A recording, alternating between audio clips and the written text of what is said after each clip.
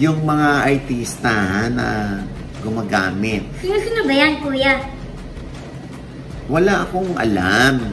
Wala? Basta, hindi lang si Heart Evangelista at si Pia Wurtzbach yung nagkakaparinigan. Oh? Oo. Naloka na lamang daw itong si Sofia. Na? Na wala nang kumukontak sa kanya. Yung pala, yung Steph, ang ginawa niya ng Sofia na bago ay si Max Collins. Eh, di ba nga, Nay, kasi nag-file ng demanda itong si Rita Daniela kay Archie Alemania. Sino naman yan, Mama Noy? Ba't parang hindi kayo nagbabalita tungkol sa PBB? Eh, natapos ang PBB, nag-umpisin, wala kayong binabanggit. Hello mga ka-update, ito po ang inyong mga link. Sino ba si Mama Loy? At ito naman po si Papa O. Yes, ano pa nga ba ang lagi niyong inihirit sa amin? Ay! Chika mo na! Dali! Ay, naku na, sabi ko na nga ba eh. Ano na naman? Kilala ko yung na My Day mo eh, na parang blind item eh. Na ano, sana hindi naman totoo. Yung bata na ang tindi nung ginawa? Oo. Oo, tapos ano, baka nga makulong. Oo. Oo, tapos? Eh ayun, nakakulong na nga. Sino? Si John Wayne Sase. Si John Wayne. Oo. Actually, nabalitaan natin bago pa na ibalita sa mga dyaryo at sa TV at mga lumang comics. Ha? Lumang comics? Sa news program. Oo, nakakaloka nga. Diyos ko po. Sabi na rin ng polis na mukhang ang tinitingnan nilang may posibilidad na may involved na droga. Naku. Oo, nakakaloka. Yan ang sinasabi ko, no? Actually, noon ko pa sinabihan si John Wayne na itigil na yan.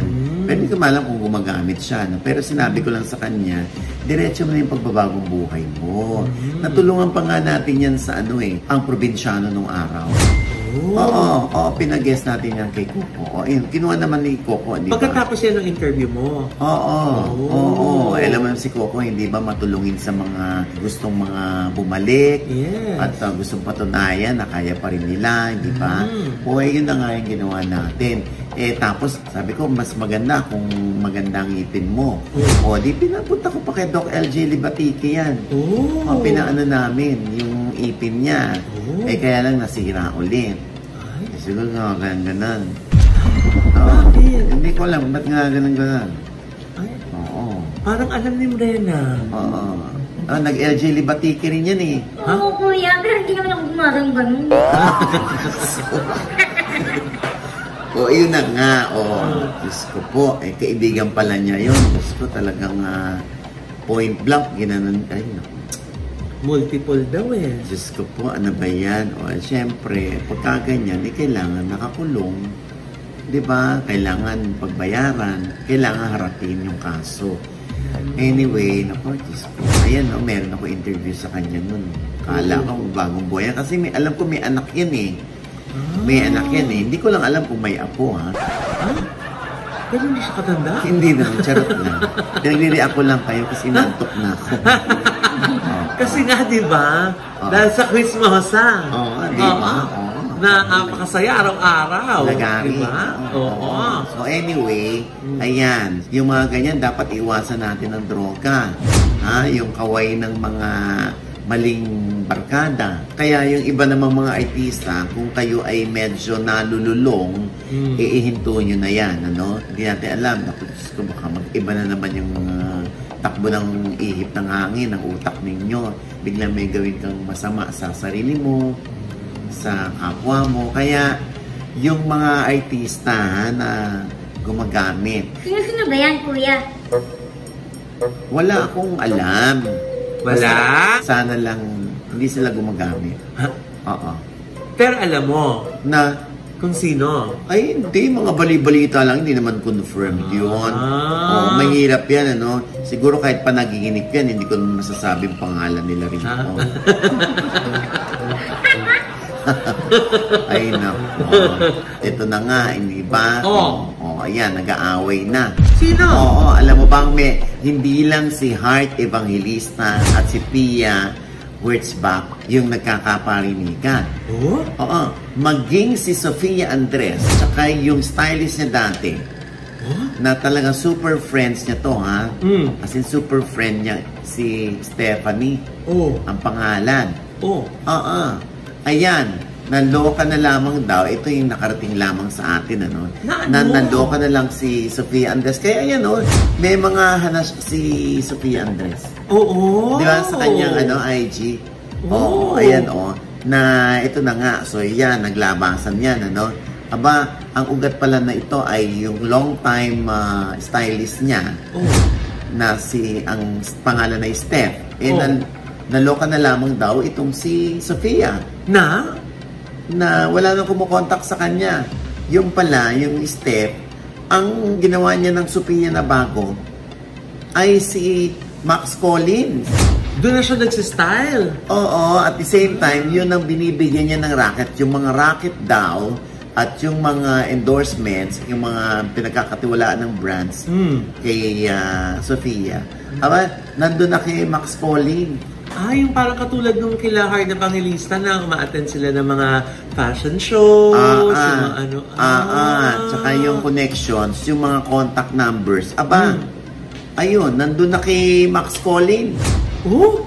Oo. Sure ba yan? Oo, yun ang nakarating sa atin at manong linawin niya nung Steph at ni Max Collins, ano, kung totoo. Kasi kung sakali man na totoo yung claim ng kampo ni Sofia Andres na kinuha yung mga contacts at ang in-endorse na lang sa mga contacts ay si Max Collins, ay hindi magandang ugali. Oo, ha? Mukhang pagkaganyan, kung totoo man yan, abay katapusan na ng career yun.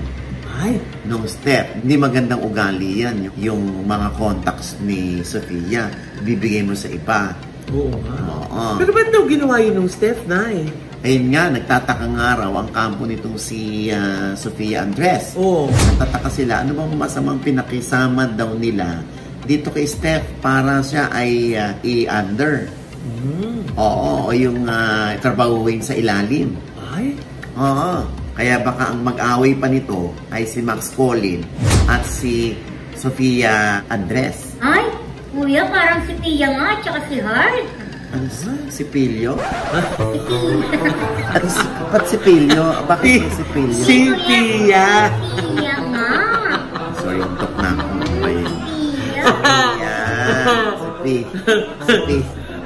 Si Pilio din.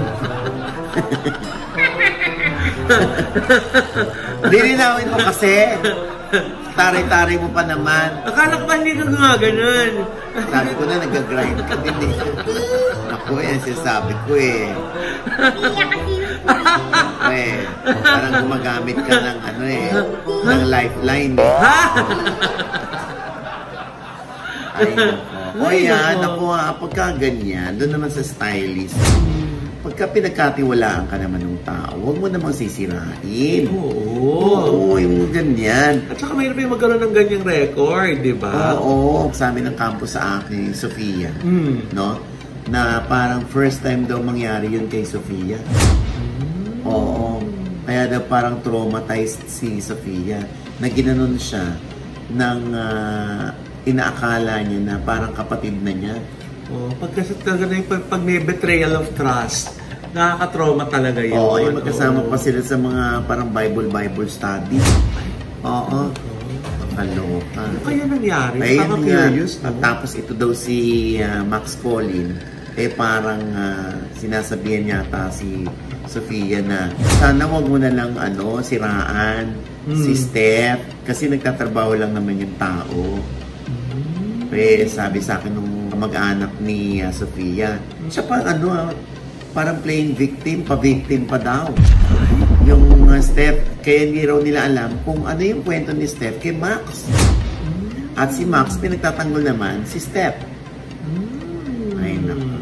Nakaloka. Anyway, bukas naman ang ating channel sa panig ni Max Collins, nung Steph, para hindi ka ma-judge, anak ha, magsalita ka, at kay Sofia na rin, kung ano bang totoo dyan, ano? Kaya kasi nagtatawagan daw ang mga brands kay Sofia Andres. Minsan kinukuha sa kanya yung mga hiniram na clothes. Anong hiniram na clothes? Wala namang dumating. Yung pala, diniretso daw nung Steph kay Max Colin. Baka siyang tinatawagan. Kaya nga, pangalan ba niya yung ginamit? Pangalan daw ni Sofia Andres ang ginagamit sa mga brands. Totoo ba yan? Kaya nga, tinatanong nga natin, totoo ba yon? Ha? Steph, Sofia, Max Colin. Sana hindi naman yan lumala at humaba katulad nung kay Heart tsaka kay Pia, no? Oo nga. Sana bigyang linaw agad, di ba? Oo nga. Naku, Diyos ko, hindi magandang ugali yung kung totoo man sa isang stylist na itinuring ang kapatid, tapos ganyan ang isinukli. Hindi maganda, ha? Pero, kung may paliwanag ka dyan, Stephanie, naku, open yung channel namin. Pakikinggan ka namin, ha? Ay, naku, Nay. Bakit? Sana naman di yan naman tong sa demandahan. Ba't naman itong sa demanda? Pwede man silang mag-uusap, Loy. Di ba nga, Nay? Kasi nag-file ng demanda itong si Rita Daniela, si Archie Alemania. Sino naman yan, Mama Loy? Wait, kilala mo na si Rita Daniela. Kilala ko nga yun. Itong si Archie Alemania. Ha? Uy, grabe ko yung sino yun, ang tulis. Parang kang tutubis. Si Archie Alemania, di mo kilala. Ako yung komedyante yan, di ba, Nay? Sandali. Kilala ko si Archie Alemania, pero bakit sa dinimanda? For acts of lasciviousness. Kailan naman nangyari yun? Eto na nga, Nay. Nagsampa na ng demandang act of lasciviousness ang singer-actress na si Rita Daniela laban sa aktor na si Archie Alemania kahapon, October 30, sa Office of the City Prosecutor ng Bacoor City. Sa kanyang complaint affidavit ay sinabi ni Daniela na purasahan siyang hinalikan sa labi ni Archie at hinawakan sa maselang bahagi ng kanyang katawan. Naganap di umano ang insidente pagkatapos nilang umattend ng isang Thanksgiving party. Nag-aabang noon ng Grab si Rita nang biglang pumarada sa kanyang harapan ng isang sasakyan na minamaneho ni Archie. Nag-alok umano ang aktor na ihatid ang aktres. Noong una nga ay ayaw pa ni Rita, pero dahil nga kuya ang tingin niya sa aktor, kalaunan ay pumayag na din siya. Pagdating sa kanyang bahay bago siya bumaba ng sasakyan, ay doon na di umano naganap ang insidente, kung saan ay walang paalam na binigyan daw ng torrid kiss ni Archie ang aktres. At nang nagpilit siyang makababa ng sasakyan, ay niyakap at hinawakan siya ng aktor sa kanyang dibdib. Kinabukasan ay humingi na umano si Archie ng paumanhin sa nangyari through a text message at sinabing lasing lamang siya ng gabing iyon. Nakakaloka pala, no? Oo, pero syempre, ang hirap naman kung husga natin si Archie dahil first time na may nagganyan kay Archie. Siyempre, hindi rin naman natin pwedeng questionin o i-invalidate yung nararamdaman naman ni Rita. Oo nga. Sana naman maayos yan, ano? Yan ka na naman, kuya. Sinong ayaw magkaayos, Brenda? Sige, gusto mo ba magkagulo? Hindi naman, kuya. Kasi ganyan ka lagi eh. Ilalatag mo, tapos bandang muni sana magkaayos. Ano problema yun? Natutusok ako. Ay! Dumidikit yung boobs! Lalagnatin ako na.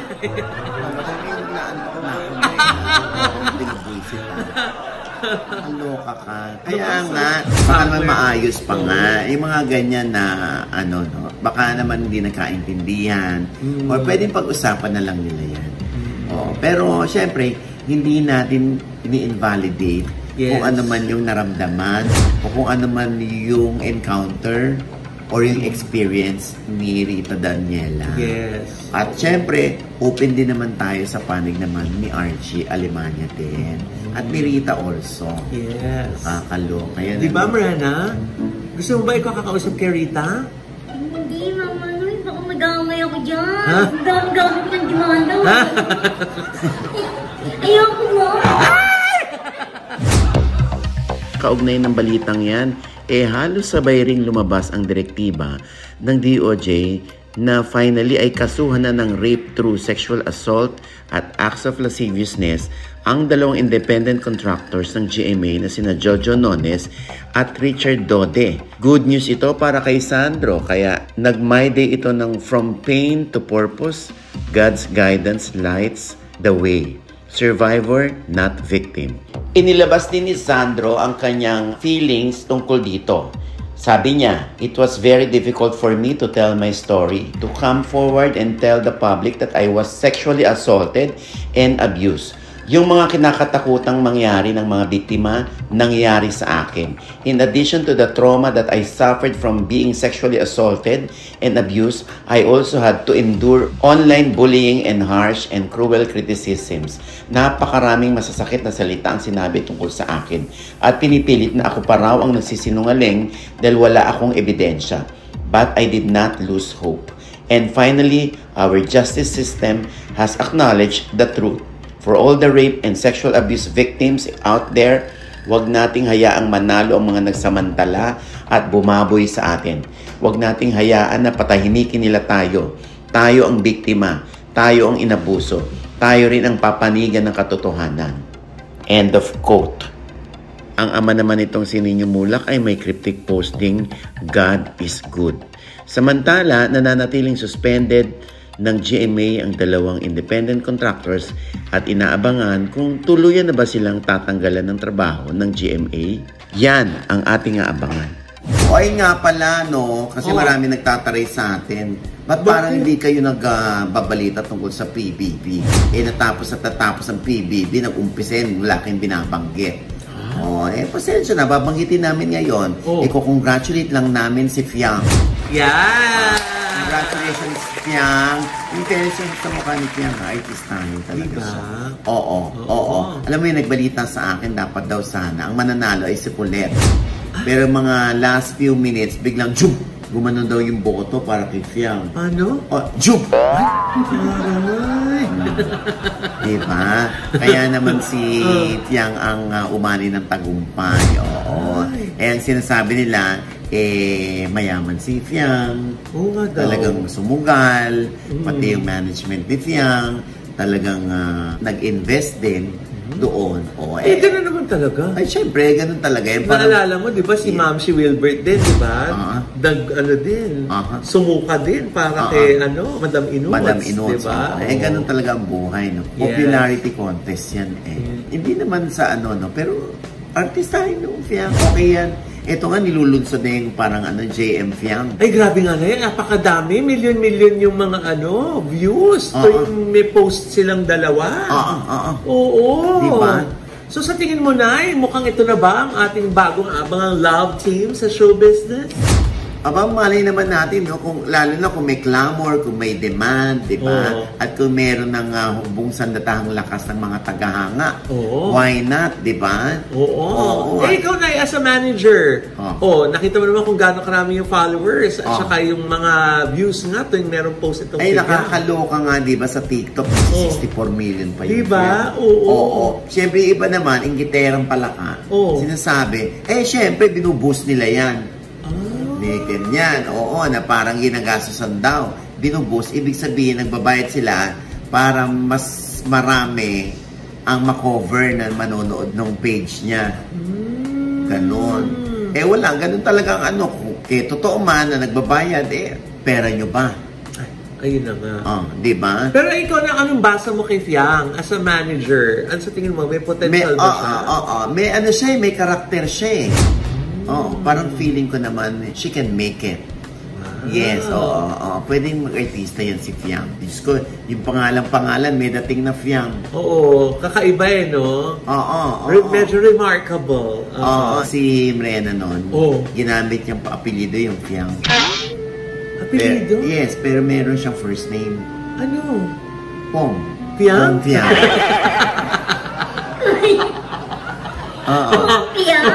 Bakit? Di ba? Paborito niya naman ni Junel yan. Ay! Ayun na nga. Kaya one of these days, pag nabalitaan natin, buntis na naman si Maria. Alam na. Na-Fiang 7. Siyempre. Siyempre. Sabi niya, Diyos ko kuya, lately kong ito, Diyos ko, parang pag nagtatalamitan kami, parang sakit-sakit. Bakit? Parang tumatagos daw sa likod. Siyempre, ang nipis-nipis ng katawan mo. Ang laki-laki ng... Hay! Ano ba yun na? Ng hubong sandatahang lakas ng... Ay! Ano pa nga bang mo expect mo? Ay, oo. Nakakaloka, di ba? Anyway. Pala minsan absent si Brenna. Ano pa? Ayun. Minsan iika-ika yun. Ay! Tinanong ko, ano ba talaga height mo? Kuya, 4847, sabi niya. Ano 4847? Ano yun? Eh, kasi nga 47, 48, 47, 48. Iika-ika nga. Nakakaloka. Kadakbang hindi pantay. Diyos ko. Anyway, basta good luck, Fia. Yes, and JM. Ang gwapo din ng JM. Partner sa kanya, diba? Si Dylan Iturralde. Oo, yung isang volleyball player na naging PBB housemate din. Nag-guest namin sa Quizmosa. Ay, talaga? Magandang lalaki din si Dylan, in fairness. Ayan. Ako, syempre yan ay mapapanood nyo sa Friday episode ng Quizmosa. Pero syempre, everyday ang Quizmosa, ha? Of course. Mula Lunes hanggang Sabado, 2:30 p.m. pagkatapos ng Eat Bulaga. Yes. Okay? Syempre with Jex, Kid Yambao, and Ton Soriano. Yeah. At magigest ang showbiz update doon. Yes, next week. Yes. And with that, mga kaibigan, ito po ang inyong mga lingkod. Ito po si Mama Loy, mga nanonood sa atin na hindi pa natin subscriber. Please subscribe now na. Click nyo lang yung subscribe button na nandiyan sa ibaba. At kung naibigay po yung ating episode ulit, meron kayong komento sa lahat ng aming chika, comment below, click the like button at huwag kalimutan i-click ang notification bell. Pag kinlik nyo yan, kayo muna manonotify na meron kaming latest update. At syempre, pang kanya-kanya naming channel. Yes, sana manonood mag-subscribe po kayo sa channel ko. That's Mamaloy. M-A-M-A-L-O-I. Pati po sa aking other social media accounts, sa Instagram, sa Facebook, at sa TikTok. And of course, would like to thank Andy Skin Beauty and Wellness Center for our skin, face, body, and wellness. Diyan po sila sa Mother Ignacia sa tapat ng ABS-CBN. Kaya walang wrinkles si nanay. Oh. Yes. At syempre pa, ang Gorgeous Smile Dental Clinic. Yes! Doc JC Solis. Yeah. Diyan naman po sila sa E. Rodriguez sa tapat ng Christ the King Church na magta-travel sa New York. Ay, well, ginawa lang nilang Cubao yung New York, no? Social. And speaking of New York, New York, yung kumari natin si Maring Rose Santos. Yes! Ay, mga NCLEX passer na nurses, mag-apply lang po kayo kung gusto nyo magtrabaho sa New York. Legit. Yes! I-visit nyo lang po at i-message yung kanilang mga social media accounts ng White House Cares USA. Ayan. Yes! At syempre, pag kailangan nyo ng malamig at efficient na air conditioning, Chico Air Conditioning lang po. Yes, oo. At syempre pa, Brenna. Hello mga ka-update, pag-follow naman po ng aking FB page. At Brenna po, M-R-E-N-A. Kuya, gusto ko lang i-greet si Cory Bandaan ng happy birthday. Yes! Happy birthday Happy birthday sa Happy aking birthday, anak. Yes! Tapos 15 anyos ni aking anak. Grabe, talaga hindi Hello. na. I love you, Koy. We love you so much. Ayan, at syempre pang akin naman panayam kay Wendell Ramos. Ay! Oo, syempre mga batang sampalo kami. Kaya nagkakaintindihan kami. Wala, tawanan lang kami ng tawanan. Eto, anong masasabi mo dun sa ginagamit yung pagiging artista para maka-enter sa politics or maiboto? Sorry hindi naman lahat na-please natin, pero doon sila nagkakaproblema sa akin. Ako wala akong problema sa kanila. Sila may problema sa akin. Hindi ba naguguluhan yung anak mo na para siyang merong pamilya sa nanay, may pamilya sa tatay, tapos nasan siya? Ito parang medyo unfair naman doon sa asawa ko. Ang tingin ko pa rin kay Dedel pa rin. Siyempre, wife ko, ha? Umalma, G? Umaan Para makikipag-divorce ang dating. Wala kang babae? Wala akong naano dyan. Wala naman siya nag-i-issue. Parang hindi ka nakatingin sa akin. Alam mo, hayop ka eh. Alam mo, hindi ka mapakalis ko po. Hindi, sa carpet. Hindi naman kumukulot. Alam mo, hayop ka. Hindi, kasi ikaw naman nag-open up kasi na every time mag-aaway ko, ibinabalik yung nakaraan. Oo, siguro yung mga hindi ko na kasi maalala. Ka. Pag binabalik yun, alam niya yung kahinaan mo. Ayoko naman sa yung pamilya. May ganun ako, G.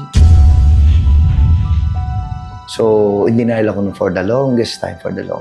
Yeah, ngayon ko lang ito nire-reveal, no? Ayan. Sa OGDS Inspires lamang po yan. na nasa I1 TFC na rin po, ha? Napag-usapan niyo ba? What? Ang inyong nakaraan. Oo naman. Oh. Anong ilusyon mo? Babae ako. Ha? Hindi, ang tagal na kasi nung pinagsamahan nyo. Oo, magkapit-bahay kami sa Sampaloc. Ano Diba? ba? Oo. Diba? So, ka-area nyo din dyan si SB. Si Sam Versosa. Versosa. Naku, dami na niyang mga ano ngayon, bashers. Ay. Oo, mga nagbabayad ng mga troll, ng mga Ay. kalaman. Ay, grabe. Talagang siya ang punteriya. Naku, okay, basta-basta maniniwala. Oo, naku, ako na ho nagsasabi. Kilala ko ho si Sam Versosa. Yes. Siguro natakot na yung iba. Kasi nga mayor yung tatakboyin niya sa Maynila. Oo, talagang nagbababa siya ng project. Yung iba bumababa lang para sa matatamis ng dila at nakikipagkamay lang. Hindi na nagbababa ng project. At syempre pa, maraming salamat sa Headway Vera Salon sa nail cocktail. Yes, nail cocktails. Thank you so much. Yeah. Ayan, at sa Just Relax pa.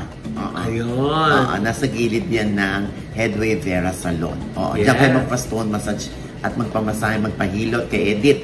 Ha? Ayan. Hanapin nyo lang si Edith. Yes. At syempre pa, ito pa rin po yung lingkod, Papa o si Noji Diaz, na lagi nagsasabi at nagpapaalala sa inyo na sa tuwing gigising po tayo, tuwing umaga, huwag na huwag po tayong makakalimot na magpasalamat sa Panginoon dahil tayo kanyang ginising. Ibig sabihin, may mission pa rin po tayo sa buhay. Sabay sabing, Every gising is a blessing. At ano pa nga bang lagi niyong inihirit sa amin? Ichika mo na! Dali! Parang hindi na naman pantay yung lakad ni Brenna ngayon. Woo! Sige, sample kita mo na lalakad yan. Di ba pantay, kuya? Lakad muna. Ha? Ba't nakatingkayad yung isa? Hindi na yan kasi nga iniangat ni Junel yung isang paa. May natutulog siya. Oo. Akala ni Junel Gasera. Ha? Brown out. Pinti niya yun na hindi.